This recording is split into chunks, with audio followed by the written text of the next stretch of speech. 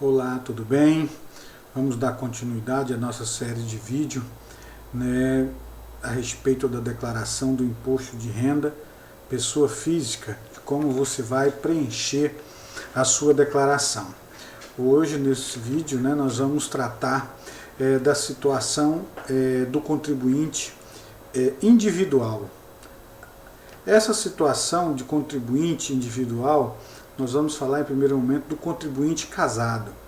O contribuinte casado, ele pode optar por fazer a declaração conjunta, né, que vai informar lá os rendimentos dele e da esposa, ou ele vai fazer individual, informando os seus rendimentos próprios, né, e se tiver bens, ele vai fazer essa divisão entre um e o outro, né, um cônjuge e o outro.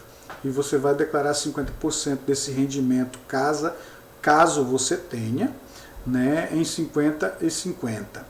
E se houve retenção, foi pago esse imposto, não importa no CPF de qual foi. Você pode também dividir essas retenções aí para os cônjuges no mesmo percentual nessa situação. Então, também se você também não seja casado, ou que você tenha um companheiro, né, uma companheira, que você esteja em uma união estável, né, você pode fazer também essa declaração no mesmo molde, separada ou em conjunto, né, declarando da mesma sorte os 50% de um e do outro.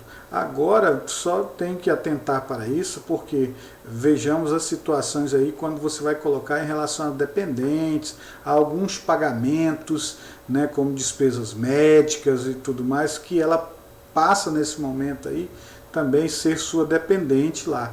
Então, essa situação você tem que ver, porque a Receita Federal não reconhece simplesmente a união estável só social. Ela reconhece a união estável feito em cartório, tendo um documento homologado pelo juiz.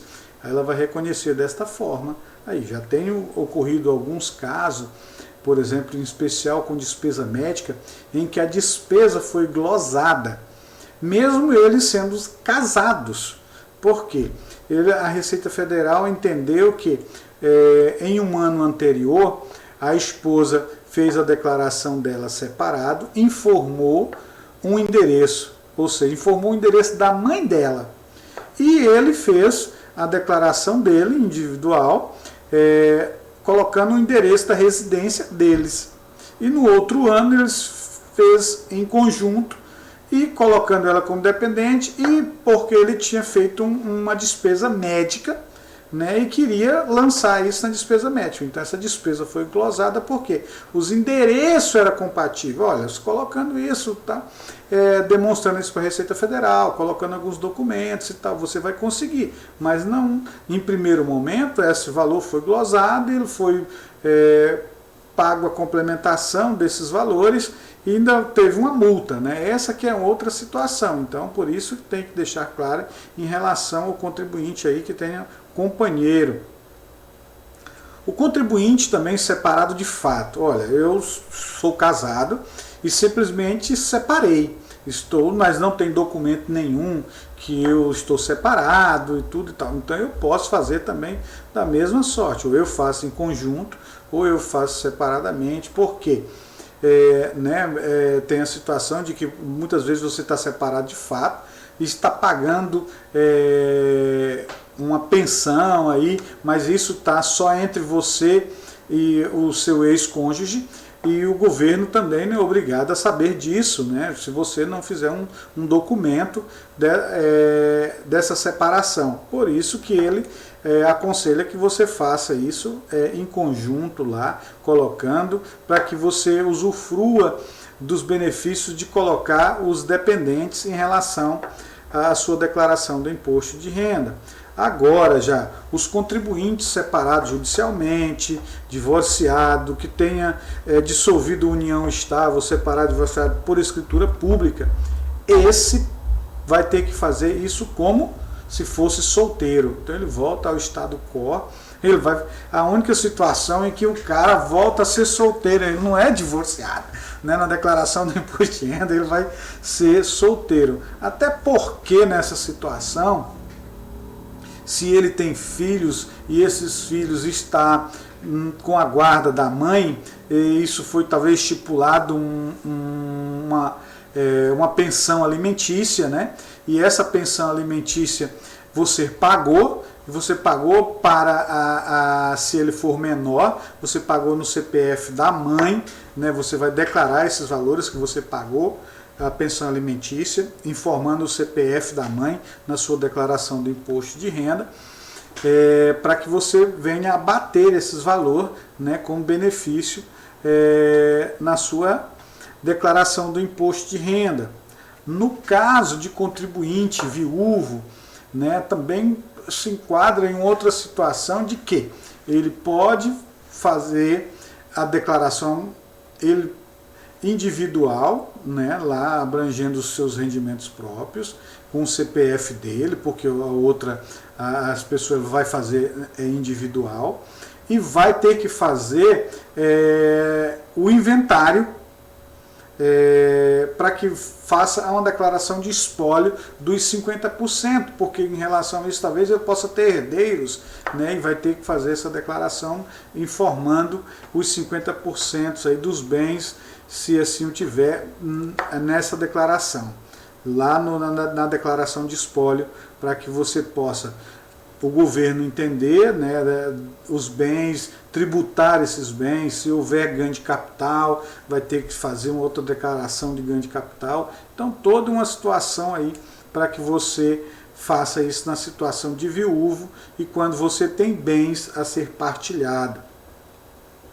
O contribuinte menor, né, a declaração é feita em nome do menor com o respectivo número de inscrição do seu CPF, abrangendo os rendimentos próprios dele, né?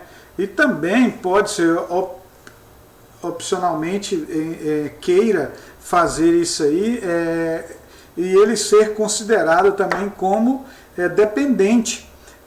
Nas declarações dos pais, né, lá, ele se enquadra nessa situação de dependente também. Isso tem que ver em cada situação para que você possa assim fazer essa declaração. O menor, né, emancipado, então também tem essa outra situação, vai fazer no seu CPF a declaração com os seus rendimentos próprios, né? E poderá também, opcionalmente, preencher, né, os requisitos de dependente. E isso é uma opção, não quer dizer que isso seja real, tem que olhar isso aí, né? Se tiver bens, vai colocar lá nas fichas, lá, ou ônus reais, que possa vir a ter também desse menor emancipado, porque ele já pode fazer algumas dívidas em seu nome, né? Contrair essa dívida, e aí você vai preencher essas fichas, tanto lá se você tiver bens e direitos lá, e você vai fazer também a ficha de dívidas, né? Outra situação também é do contribuinte incapaz. Essa vai ser, se ele é incapaz, ele vai ter um tutor, um curador, um responsável ou pela guarda judicial. Então, a declaração do imposto de renda vai ser feita no CPF dessa pessoa que está sendo responsável por esse incapaz. E da mesma sorte, né, se tiver bens em nome desse incapaz, ela vai ser preenchida a ficha lá de bens, de dívidas e toda situação que possa acontecer lá na vida desse incapaz, o que está acontecendo. E em outra situação, né, que nós já até falamos isso aí, que é da declaração de espólio.